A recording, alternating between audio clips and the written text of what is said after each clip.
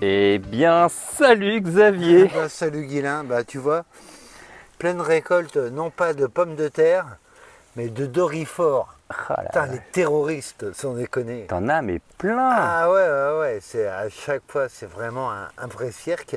Donc ce qu'il faut, c'est passer régulièrement, les ramasser.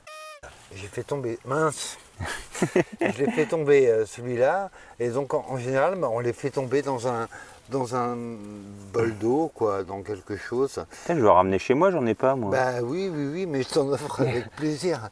Voilà un bel animal domestique. Et il est attachant. Ouais.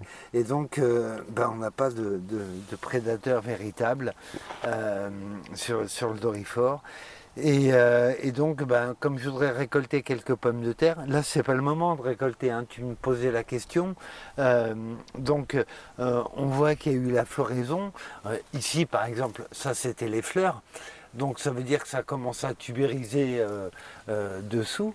Mais là, il est encore trop tôt pour récolter. Et puis, autre chose, le feuillage n'a pas... Hop, excuse-moi, mais en même temps que je parle, j'en vois un.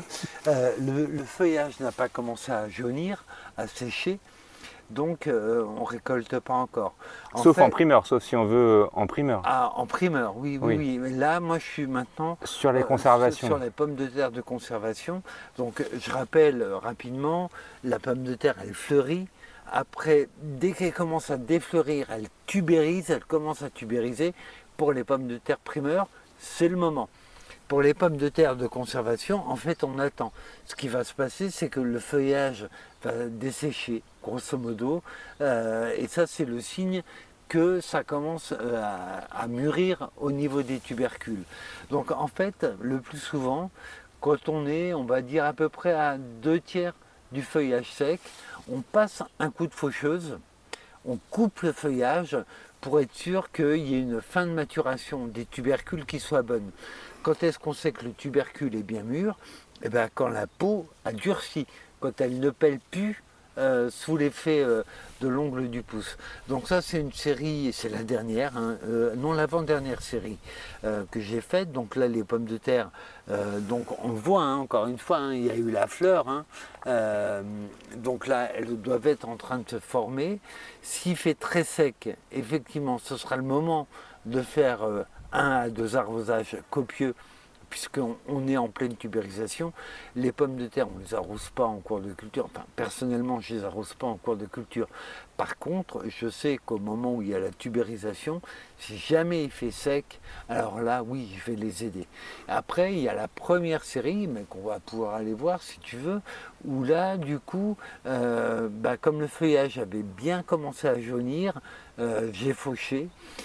La récolte, j'ai fait un sondage. Mais alors pourquoi tu fauches? Parce que tu m'as expliqué, mais... Alors, je fauche pour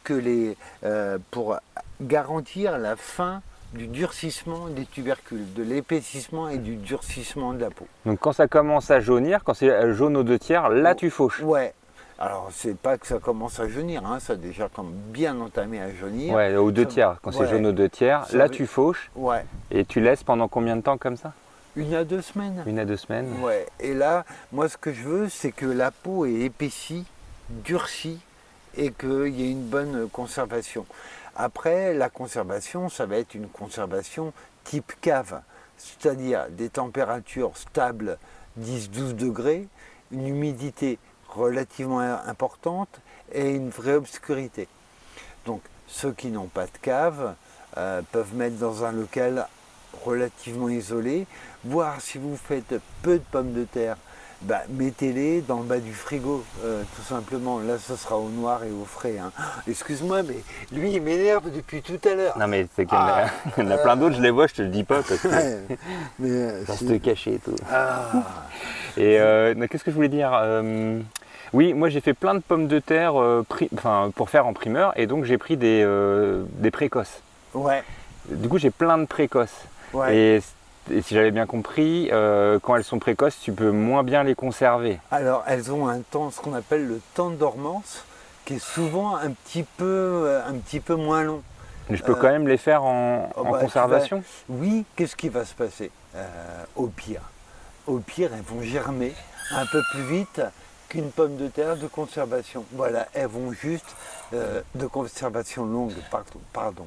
Elles vont germer un petit peu plus tôt.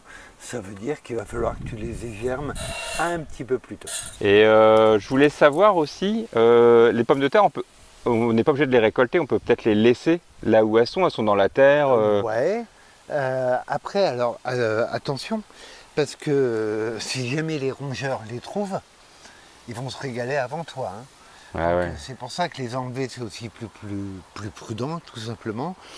Ce qui peut se passer aussi, c'est qu'elles repartent, qu'elles redémarrent. Ah oui. Et auquel cas, elles se vident. Donc ça, c'est pas génial. On a des variétés qui aiment bien redémarrer. Type corne de guette, qui est pourtant une super conservation. Corne de guette, elle repart bien en fait. Et c'est gênant si elles repartent? Bah oui, elle se vide. Ah bah oui. Et ah oui, c'est-à-dire que oui, toute ta récolte elle repart quoi. Voilà. Alors là, tu vois, j'ai fait un sondage pour voir un peu où on en est. Donc tu vois, la peau a durci. Ouais. Mais encore, c'est pas tout à fait prêt. Elle pourrait presque rester un peu. Ah ouais, c'est pas tout à fait prêt. Là, j'ai même un terroriste. Tac, pauvre petite bête. Bon, là, la récolte n'est pas géniale, mais ça, voilà, c'est une série qui a quand même souffert d'un excès d'eau. Je vais attendre que ça durcisse encore un peu. Ah oui, ça peut encore grossir. Ah non, grossir non, parce que maintenant que j'ai fauché les feuillages, les pauvres bêtes, elles grossiront plus. Hein. Mais c'est ça que je me demandais pour les dorifores, parce que si jamais là, ça a tubérisé. C'est en train. C'est en train. Et si jamais les dorifores ils mangent les feuilles pendant que c'est en train de tubériser. Ça ne tubérise pas. Ouais. Voilà. Donc c'est vraiment gênant les dorifores. C'est vraiment très embêtant. Et tu vois, c'est rigolo parce que ça nous vient des États-Unis. Les dorifores, ils n'y voient pas d'image. Mais c'est de là que ça vient. Ça a forcément un prédateur. Et ce que je me dis, c'est qu'on n'a pas le droit de ramener des plantes. Tu sais, des États-Unis, du Mexique, etc.